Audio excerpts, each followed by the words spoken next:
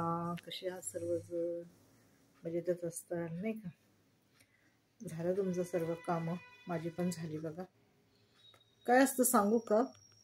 कुठलं पण नातं असू द्या बरं का, कुठलं पण, घरातलं, बहिणींचं, भावाचं, नवरा बायकोंचं, इतर नणंद भावजायांचं, जावाजावांचं, दिरादिरांचं, भावाभावांचं, आणि प्रत्येक घरातलं मेहुणा मेहुणीचं नातं, म्हणजे प्रत्येक नातं हे केव्हा खराब होतं?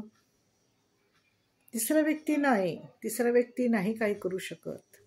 तिसरा व्यक्ती तो आपल्यामध्ये किती पण त्याने आडफाटे आणले, पण आपण जर खंबीर असलो ना नात्यांमध्ये, तर कुठलीच व्यक्ती नातं खराब करू शकत नाही. नातं खराब केव्हा होतं? जेव्हा आपलीच रक्ताची नाती बदलतात, आणि आपलीच रक्ताची नाती आणि आपलीच जवळची माणसं, जवळची लोक, जवळची लेकरं, जवळचे नातेवाईक, बहीण भाऊ, घरातले व्यक्ती जेव्हा आपल्या विरोधात जातात, आपली बायको नवरा जेव्हा आपल्या विरोधात जातो, तेव्हा नातं हे खराब होतं. तिसरा व्यक्ती आपल्या नात्यामध्ये काहीच करू शकत नाही. त्याने कितीही प्रयत्न केला तरी ते नातं तोडू शकत नाही. कारण का? जर तुमच्या नात्याचा पाया जर बळकट असला, तर कुठलंही वारं वादळ येऊ द्या, ते नातं टिकून राहतं, तुटत नाही. तिसऱ्याने कितीही प्रयत्न केला म्हणतो तिसरा आलो आमचं नातं तुटलं, असं नसतं.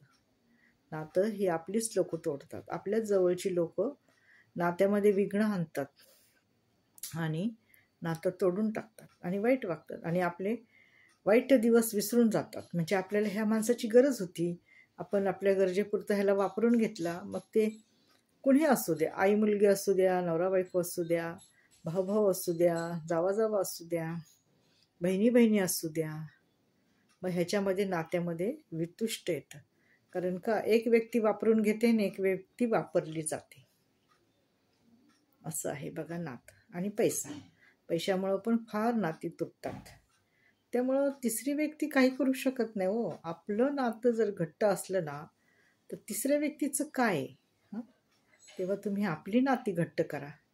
तिसरा कितीही आला आणि त्याने कितीही नातं तोडायचा प्रयत्न केला, नातं तुटलं नाही पाहिजे. तेवढं नातं घट्ट असलं पाहिजे तुमचं, माहिती.